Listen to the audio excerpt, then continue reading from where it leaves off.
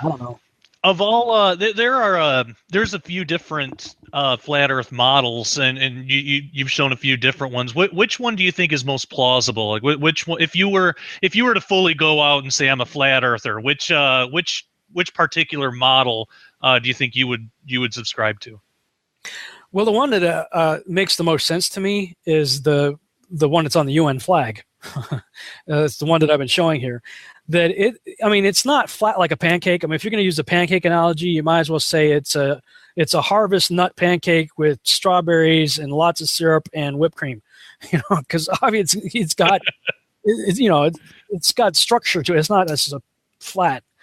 But if I was to embrace this whole idea, the one that makes the most sense to me is something that is a disc that, relatively speaking, is flat, that has its, mountains and valleys and whatnot, that has the boundary, the 200 to 300 foot high stone and ice cliffs of Antarctica as the outer boundary of it.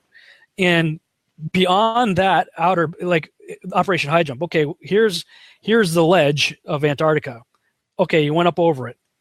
What happened next? And this is where the deep freeze mission gets really interesting. The South Pole, depending on on the globe, if you go on Google Earth and look at the exact point of where all the longitudinal lines come together, it's that point, and the latitude lines and everything come to that one point. It's between 800 and I think 1,800 miles from wherever you got onto the surface, because it's a weird shape, So there's some places where it kind of dips in and like that, and I think it was like 800 miles from the most shallow point to the center.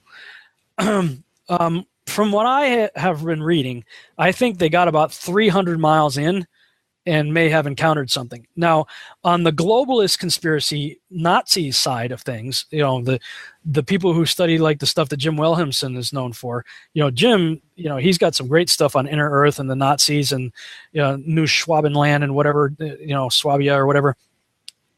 The Nazis setting up shop in Antarctica. I mean, he's like the go-to guy for that kind of stuff. But once you go down that path and you start thinking about, okay, the United States sent Byrd down there to go find the Nazis, and you hear the reports that he said supposedly that we got to be prepared for wars that'll be fought with ships that can traverse the poles, like, really quick.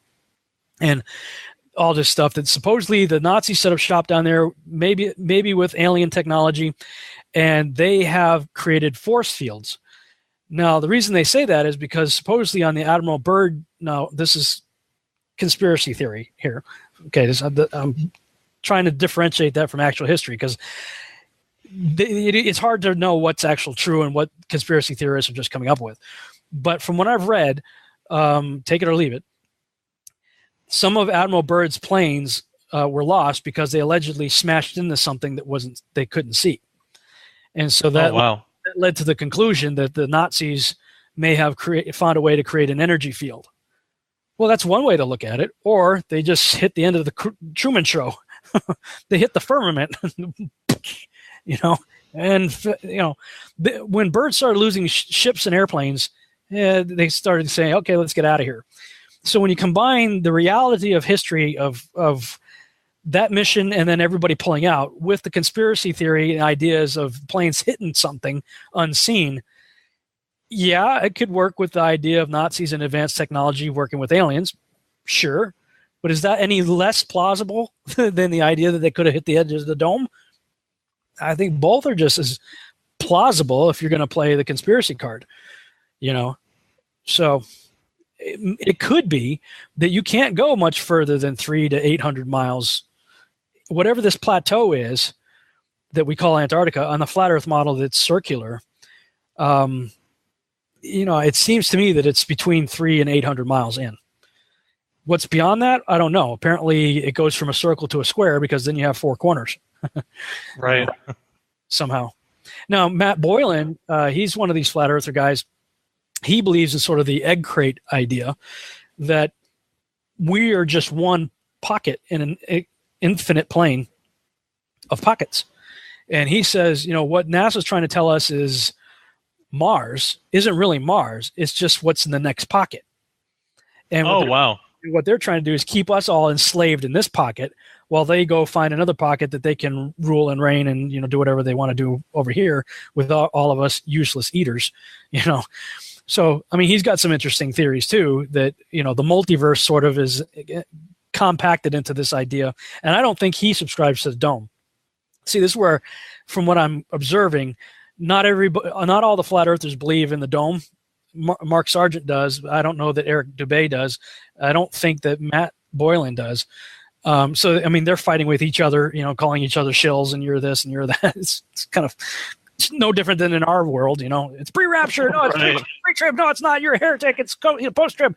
Yeah, exactly. The flat earthers are splitting off into their denominations too.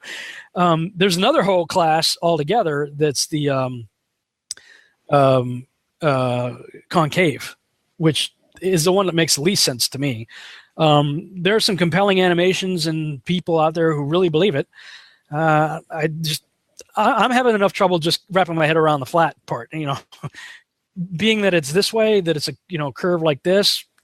I don't see evidence of any curve, this way or this way. It's from all my observations so far, it's flat. Wow. Yeah, that makes a lot of sense.